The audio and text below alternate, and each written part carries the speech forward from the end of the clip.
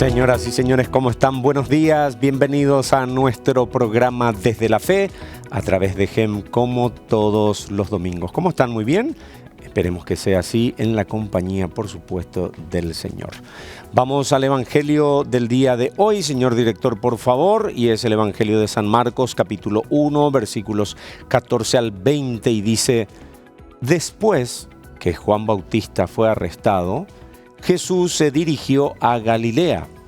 Allí proclamaba la buena noticia de Dios diciendo: el tiempo se ha cumplido, el reino de Dios está cerca.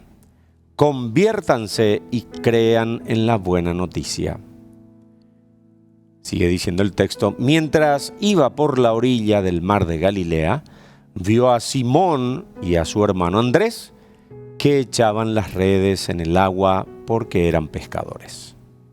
Jesús les dijo: síganme y yo los haré pescadores de hombres.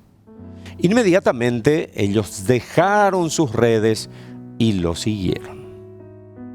Y avanzando un poco, vio a Santiago, hijo de Zebedeo, y a su hermano Juan, que estaban también en su barca arreglando las redes. Enseguida los llamó y ellos, dejando en la barca a su padre Zebedeo con los jornaleros, lo siguieron. Palabra del Señor. Gloria a ti, Señor Jesús. En este texto encontramos el anuncio, por un lado, de Jesús, de la buena noticia, donde llama, invita a la conversión. Conviértanse, crean en la buena noticia. Por otro lado, la llamada. Llama a sus discípulos, a quienes después los va a convertir en apóstoles, en enviados, en anunciadores de la buena noticia. No solo seguidores, no solo discípulos. Y a vos y a mí, ¿el Señor nos está llamando? Sí, nos está llamando permanentemente. Y a veces en popular decimos en guaraní, ñañembotabe. A veces el Señor nos quiere dar una misión, y la misión principal que da a sus seguidores, a sus discípulos, a sus apóstoles, es el de ser pescadores de hombres. Es decir, ayudarle a ser colaboradores de Él en la salvación de las almas. Él es nuestro Salvador y nosotros somos sus discípulos, sus enviados, sus apóstoles. Señoras y señores, escuchemos al Señor que nos llama. ¿Verdad, Padre Ricardo Moreno? ¿Cómo estás, y totalmente buen día. De acuerdo. Buen día, Mariano. Y a veces ¿verdad? Así mismo. En la generalidad de los casos, a veces ¿verdad? Está con nosotros hoy el Padre Ricardo Moreno. Él es coordinador de la Pastoral del Exorcismo de la Arquidiócesis de Asunción, es párroco de la parroquia Santísima Trinidad. Es así, Padre. Y la Iglesia nos está invitando este año al año de la oración. Y vamos a hablar un poco de este tema con el Padre Ricardo. ¿De qué se trata y a qué nos llama la Iglesia con este año de la oración, Padre? Muy bien, Mariano. Encantado de estar en tu programa. Gracias. Un saludo a la audiencia del programa Desde la Fe. Y para responder a tu pregunta primera, es importante decir que esta es una iniciativa que parte del Santo Padre, el Papa Francisco. En su carta, que ya ellos preparan mucho tiempo antes todos los grandes acontecimientos de la preparación al Jubileo Universal del año 2025, él propone que 2024 sea un año dedicado a la oración. Y así la Conferencia Episcopal Paraguaya, uniéndose a esta iniciativa del Papa, dice, por ejemplo, quisiera mencionar algunos fragmentos de su carta. me alegra pensar que el año 2024, que precede al acontecimiento del jubileo, pueda dedicarse a una gran sinfonía de oración, ante todo para recuperar el deseo de estar en la presencia del Señor, de escucharlo y adorarlo. Entonces, este jubileo del 2025, que es un jubileo de la esperanza, dice la carta, está también enmarcado en los aniversarios tan grandes que vamos a vivir muy pronto, como el inicio del ministerio público de Jesús. En el 2033, el año de 2000, después de su pasión, muerte, resurrección, el nacimiento de la iglesia. Entonces este jubileo nos prepara y nos coloca también en el camino de ese gran acontecimiento. Y sobre todo porque está escrita esta carta desde el Consejo para la Promoción de la Nueva Evangelización.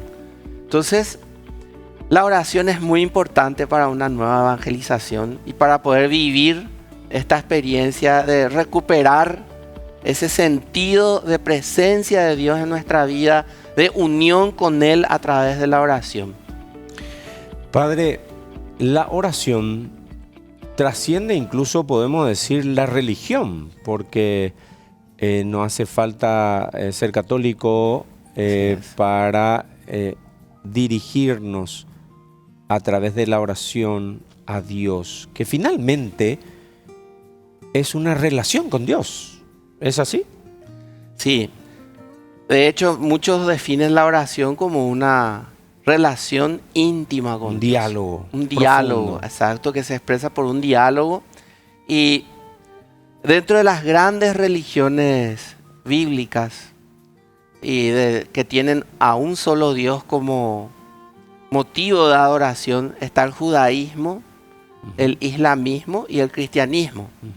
Y todos ellos tienen prácticas de ese encuentro con el Señor. Y por supuesto trasciende a religiones no bíblicas. En la India, en otros lugares como el budismo, en la China, en Japón, todos tienen un momento donde hay una comunicación con aquel que es trascendente a nosotros. O aquellos, porque bueno, a veces son varios dioses, ¿verdad? En el caso de las religiones no bíblicas. Pero la oración es un lenguaje común de todas las experiencias llamadas religiosas. Quiero tomar un texto bíblico, capaz incluso sin mencionar el texto propiamente, pero un pasaje bíblico donde Jesús dice, se apartó al monte para orar.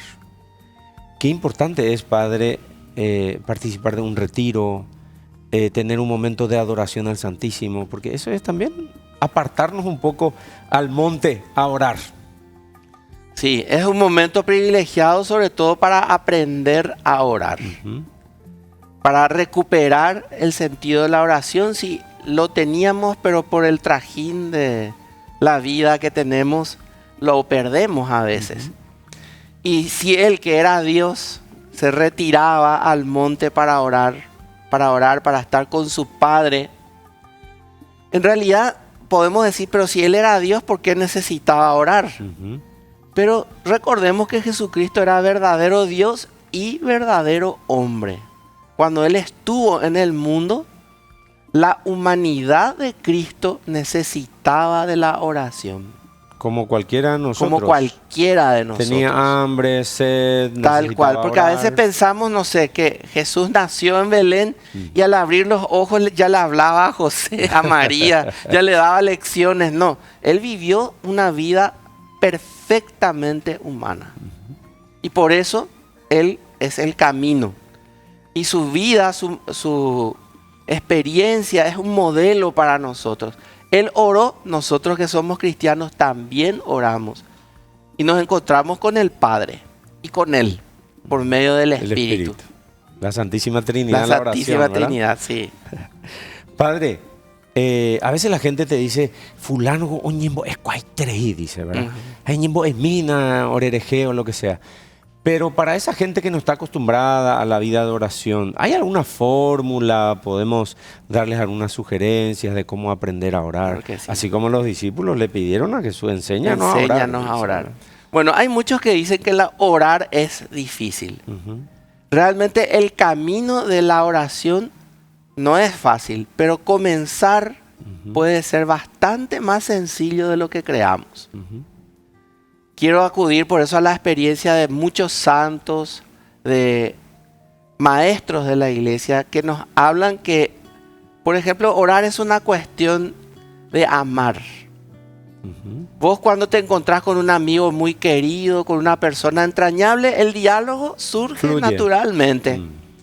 Y nos invitan ellos a acercarnos a Dios, a orar de esa forma. Acercarnos a Él como un amigo que sabemos que nos quiere, que nos aprecia, y conversar con Él. Y también aprender a escucharle en esos momentos de silencio. ¿Qué nos dice? Y yo le animo a la gente a comenzar el día elevando su oración a Dios, no solamente como una transacción comercial. Buen día, Señor, yo te pido, yo te alabo, así todo muy programado, sino que sea algo verdaderamente entrañable, como quien forma parte de nuestra vida. Y en esa conversación yo le agradezco, yo le pido, yo le alabo, y puedo colocar al final el Padre Nuestro, que es una hermosa oración tan completa que Jesús nos enseñó a orar.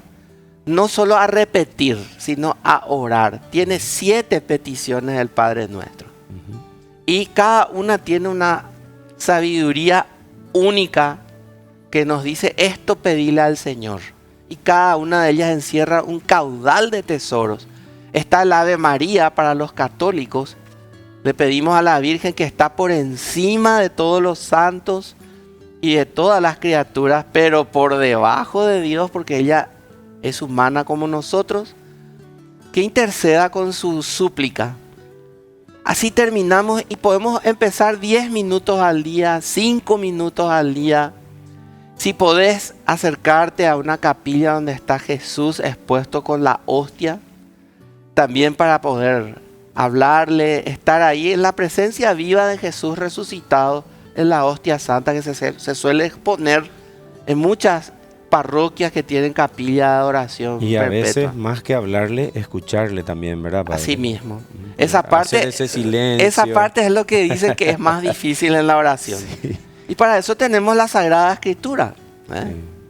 La Biblia tiene para nosotros una fuente de revelación de lo que Dios fue haciendo a lo largo de su manifestación a los hombres. Desde el Antiguo Testamento, hace más de 5.000 años, están recogidas las experiencias de oración de los patriarcas, de los jueces, de los reyes, de los profetas.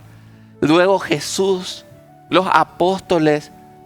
Tenemos el libro de los Salmos, que es un libro de oración de 150 himnos, donde están todas las expresiones de oración, de alabanza, de oración, de súplica en el peligro, de desencanto, todo lo que yo puedo compartir con Dios.